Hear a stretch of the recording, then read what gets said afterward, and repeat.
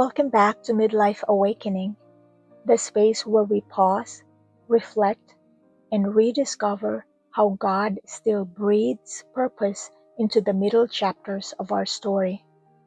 I'm Z, and today's episode is called Don't Look Back When God Pulls You Forward.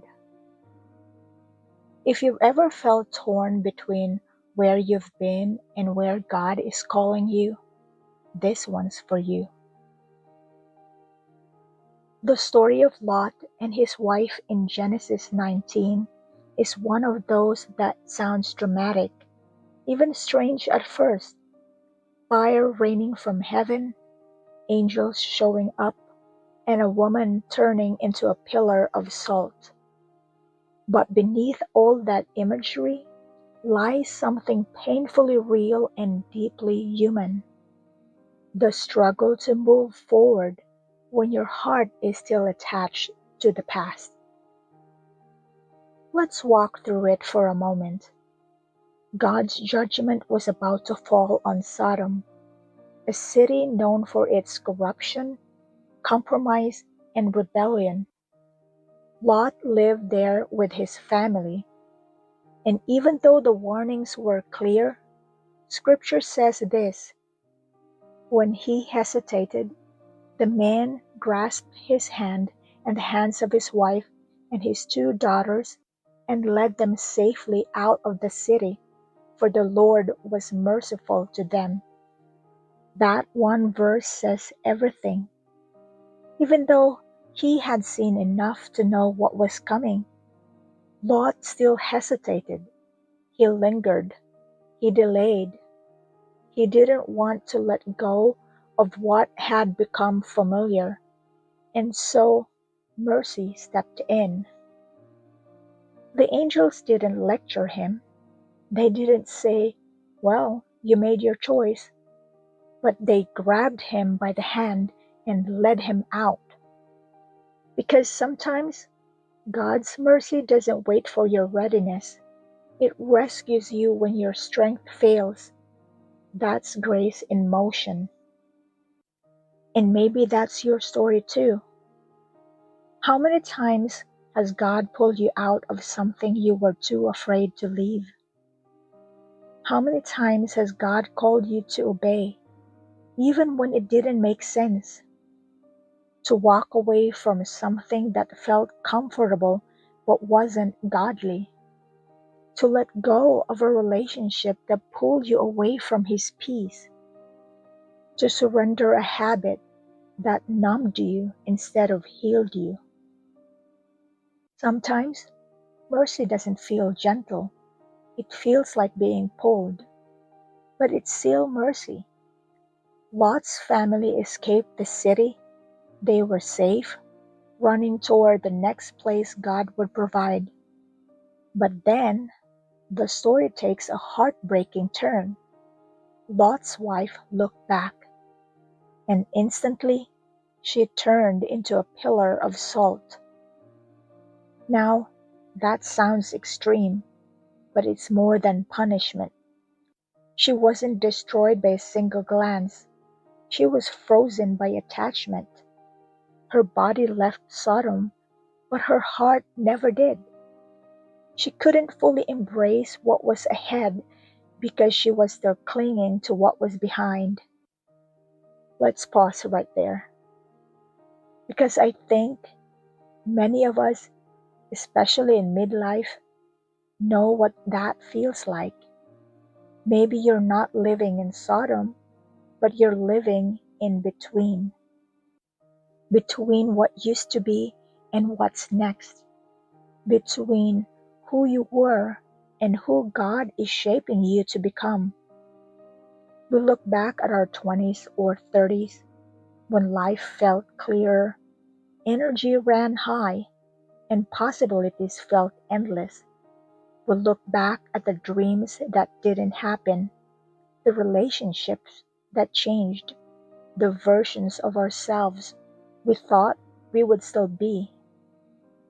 And sometimes, looking back feels easier than facing forward because it's familiar, it's predictable, but it's not where God is. You can't move forward while you're still staring at what God already left behind.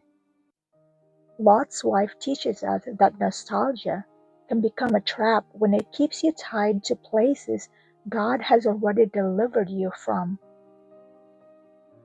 Looking back can turn your heart to stone. It can freeze your faith right in the middle of your journey. So I want to ask you, gently but honestly, what are you still looking back at?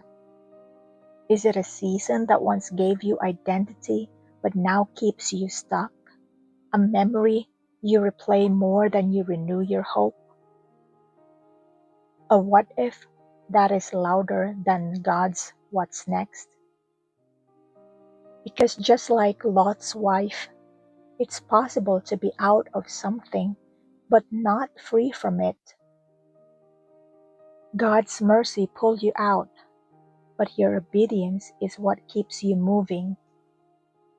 There's a reason the angel said, "Don't look back," not because God is cruel, but because what's behind you can't hold what He's about to give you.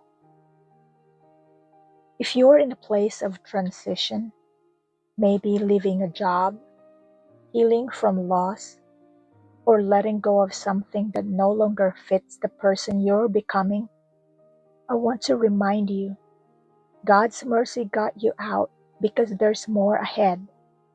You didn't lose what was good. You were led toward what's greater. Sometimes, the hardest part isn't trusting God's plan. It's trusting that what's ahead will still be beautiful, even after what's behind has ended. Maybe right now, God's hand is on yours. He's been pulling you gently, leading you toward healing, purpose, maybe even a fresh start.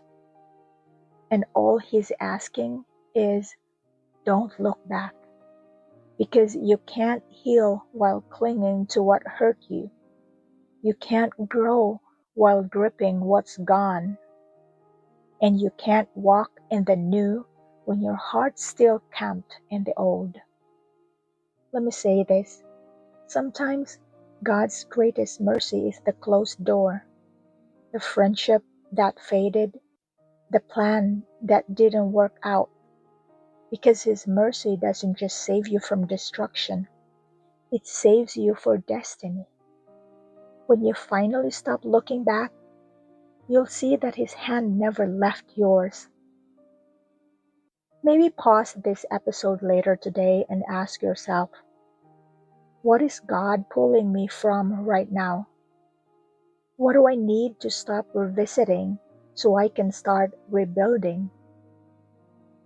And what might it look like to trust forward, not backward this time? Friend, God's mercy didn't just rescue you, it redeemed your story. So today, take one step forward. Don't let yesterday's shadow block tomorrow's sunrise. The same God who pulled you out will walk with you every step of the way, because His mercy is greater than your hesitation, and His promise is stronger than your past. I'm Z, and this has been Midlife Awakening. If this message spoke to you, share it with someone who's standing at their own crossroad. And remember, you are not who you left behind. You are who God is leading forward.